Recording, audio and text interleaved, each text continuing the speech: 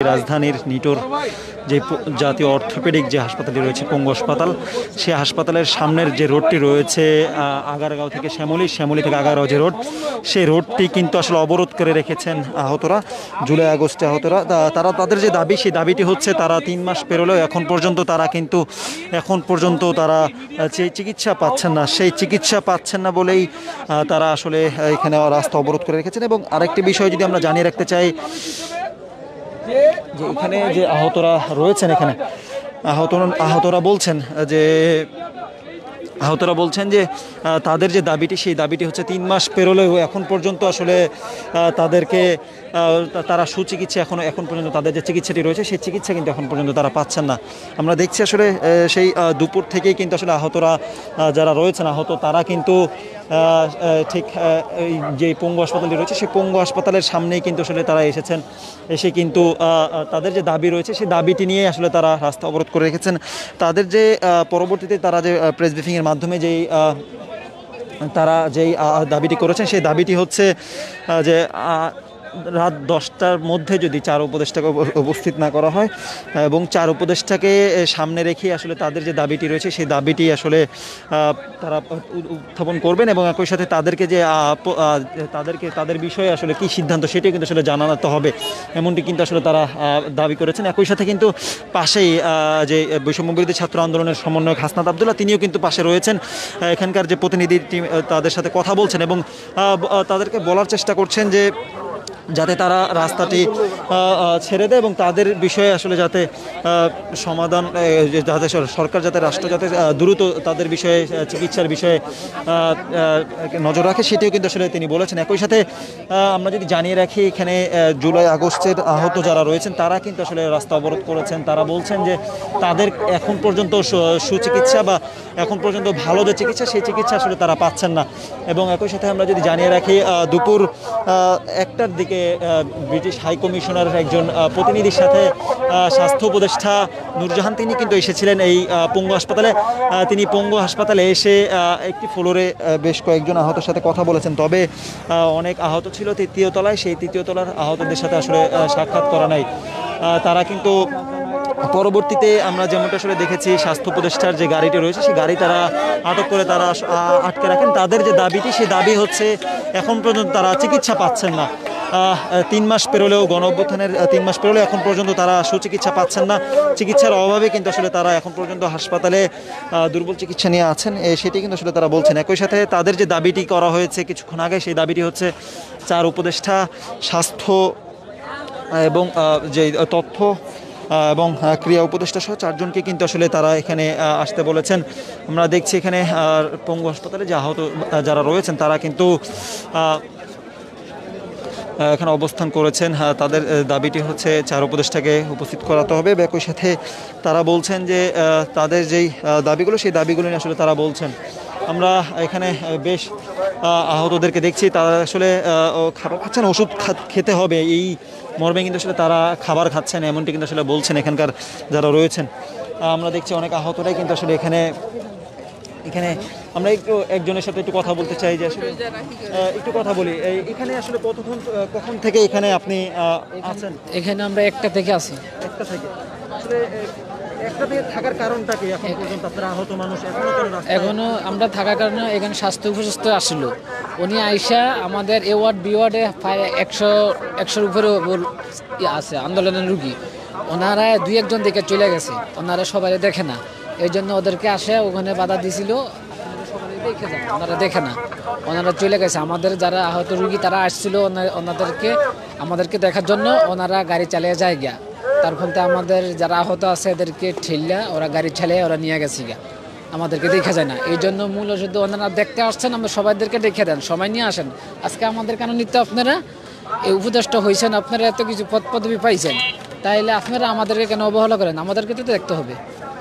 এই কারণে, এই জন্যই আমরা সবাই আগে রাস্তায়। চিকিৎসা সুষ্ঠুভাবে আসলে চিকিৎসা পাচ্ছেন না এমন আসলে অভিযোগ না, চিকিৎসা পাচ্ছে, যাদের ক্রিটিক্যাল অবস্থা তাদের একটু সমস্যা, যেন যেগুলা চিকিৎসা করাতে পারছে না, ডাক্তাররা হিবিজিবি খাচ্ছে, এগুলো একটু ক্রিটিক্যাল। আর যেগুলো নর্মাল এগুলা ইনশাল্লাহ দিচ্ছে, ভালো মতন সেবা পাচ্ছে। আচ্ছা, এখন যে দাবিটি তুলেছেন যে আসলে 4 জন উপদেষ্টাকে এখন আনতে হবে, আসলে তাদের সামনে কি দাবিগুলো রাখবেন বা কি বলতে চান তাদের সামনে? এই আসলে কি দাবিগুলো রাখবো, এখানে দাবিগুলো হলো যারা আহত হয়েছে ওদের সুস্থ হওয়া পর্যন্ত ওদের চিকিৎসা নিশ্চিত করতে হবে, এরপর তো ওদের পুনর্বাসস্থান করতে হবে।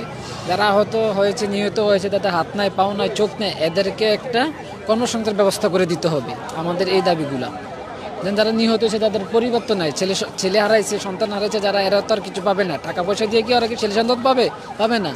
আর ওদেরকে বুঝ দিতে হলে তো ওইভাবে আপনার আইসা বুঝ দিতে হবে, কিন্তু ওখানে তো আসে না, ওখানে তো যায় না, ওখানে তো বুঝ দেয় না। আমরা যদি আরও একটু দেখানোর চেষ্টা করি যে আসলে একেবারে হাসপাতাল থেকে বেড নিয়ে কিন্তু আসলে এখানে একজন আছেন এবং একই সাথে কিন্তু অনেক আহতদেরকে আমরা দেখছি চোখে চশমা পরা, অনেকের চোখ হারিয়েছেন, পঙ্গু হয়েছেন, আহত হয়েছেন, তারা কিন্তু এখানে অবস্থান করছেন।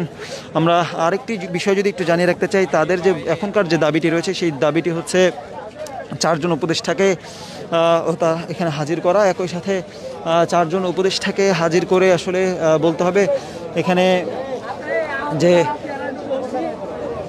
4 জন উপদেষ্টাকে তারা হাজির করার কথা বলছেন। এবং আমরা একই সাথে আরেকটি বিষয় জানিয়ে রাখতে চাই যে কিছুক্ষণের মধ্যেই কিন্তু আসলে আমরা যেমনটা দেখছিলাম ওই একটি সাইডে কিন্তু এই আহতদের যে প্রতিনিধি যারা রয়েছেন তাদের সাথে কথা বলছেন সমন্বয়ক হাসনাত আবদুল্লাহ, এবং তাদের সাথে যে কথাটি হচ্ছে তারা আসলে একটা সমঝোতার মাধ্যমে আসার চেষ্টা করছেন। আমরা দেখছি এখানে কিন্তু অনেক আহত প্রায় দুপুর 1:15 থেকে কিন্তু আসলে রাস্তা অবরোধ করে বসে আছেন। তাদের যে দাবি, তারা যে অভিযুক্তি করছে সেই অভিযুক্তি হচ্ছে আজকে হাই কমিশনার এর সাথে স্বাস্থ্য মন্ত্রণালয়ের উপদেষ্টার এখানে একটি প্রোগ্রাম হয়েছে এবং সেখানে সব আহতদের সাথে আসলে দেখা করার সুযোগ হয়নি বা দেখা করা নেই। চিকিৎসা, উন্নত চিকিৎসা যেটা, সেটা তারা চিকিৎসা কোনো পদক্ষেপ নেয় না, তারা শুধু ভুলভাং বুঝায় থুয়া জায়গা, কিন্তু আর আসেও না, আমাদের দেখতেও আসে না। আজকে 3 তলায় আসছিল নিটোরে, 3 তলায় আইসা শুধু মানে যারা আহত মানে বৈষম্য বিরোধী তাদেরকে দেখে নাই, অন্যদিকে দেখা চলে গেছে। আঙ্গুর চক্ষুতে তা আসেই না, চক্ষুতে তারা কোনো সময় আসেও না, আর দেখা করতেও আসে না। এটি সব ভোংবাং। আর আজকে যে আমরা যে বসছি এই বসার থেকে আমরা উঠবো না যতক্ষণ উপদেষ্টারা না আসবে। দর্শক, আমরা এখানে দেখছি অনেকে কিন্তু আসলে আছেন যেই হুইল চেয়ার, অনেকে আছেন, অনেকে টুল নিয়ে আছেন, অনেকে পাহাড়ি আছেন। তাদের সাথে একটু কথা বলতে চাই যে আসলে তারা এখন পর্যন্ত কেন বসে আছেন। আমাকে কি বললো, বলে তোমাদেরকে উপরের নির্দেশ জায়গা অ্যাকশন দেওয়া বলছে, তোমাদের করছে মানে তোমাদের গুলি করতে, তোমরা কি করবে? এই কথা বলার পরে আমরা 15 মিনিট স্পট দাঁড়িয়ে ছিলাম। যে সেনাবাহিনীর গাড়ি করে চলে গেলাম, আমাকে তোমার গুলি করলো আমাদেরকে। ওই গুলিতে আমরা আহত হয় পায়ে গুলি লাগছে আর পিঠে বাড়ি মারছে পুলিশ। পায়ে একটা গুলি লাগছে, শটগান দিয়ে করছে। আমার 6 ইঞ্চি হাড় উদয় বানাইছে এক গুলিতে। এখন এখানে আসলে থাকার কারণটা কি, বা এখানে কি দাবি নিয়ে আসলে?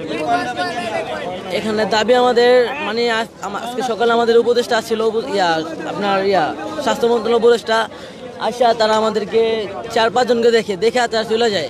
তারা আমাদের সাথে 2 মিনিট ভালো মতন কথা বলে না। তারা মানে এমন বিজি দেখায়, মানে তারাই মানে পুরো দেশটা কন্ট্রোল করতেছে। এত কন্ট্রোল করে যেমন, তাহলে প্রথম থেকে তারা নামলো না কেন? আমাদের নামলো না কেন? প্রথম পেশেন্টের উপরে গাড়ি উঠে দিতে তাদের ড্রাইভার। এটা বলতে গেছে দেখাতে আমাদের রাব ব্যবহার করে আমাদের সাথে। এমন হবে কেন? আমাকে এখানে চুরি করে আসছি, আমরা আন্দোলন করে আসছি এখানে।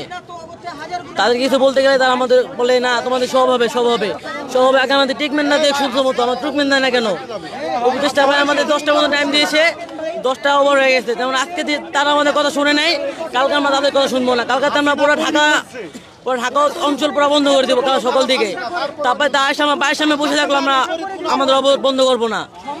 তাদেরকে আমরা একটু মানে আমাদের 10টা টাইম ওভার হয়ে গেছে, আমরা যেমন আঙ্গ কথা আজকে শুনে নেই, তারা কালকে থেকে তাদের কথা আমরা শুনবো না। দর্শক, আমরা এখানে কয়েকজনের সাথে কথা বলছিলাম, কয়েকজন আহতদের সাথে। তারা যে বিষয়টি আসলে বলছিলেন, অনেকে আহত হয়ে শুয়ে আছেন, অনেকে বলছিলেন যে আসলে যেমনি হোক আহতদেরকে দেখতে আসতে হবে, সেই দাবিটি নিয়ে আসলে তারা আসছেন। অনেকে আহতরা এখানে দাঁড়িয়ে আছেন, আমরা দেখছি অনেকের পা নেই, অনেকে চোখ হারিয়েছেন এই জুলাই আগস্টের বিপ্লবে। আমরা সেটি কিন্তু আসলে দেখানোর চেষ্টা করছি। একই সাথে আমরা দেখানোর চেষ্টা করছি রাজধানীর যেই পঙ্গু হাসপাতাল, সেই পঙ্গু হাসপাতালের সামনে থেকে যেই পঙ্গু হাসপাতাল এবং শ্যামলী টু আগারগাঁও যে রাস্তাটি রয়েছে, আগারগাঁও টু শ্যামলী, সেই রাস্তাটি কিন্তু আসলে অবরোধ করে রাখা হয়েছে। আমরা দেখছি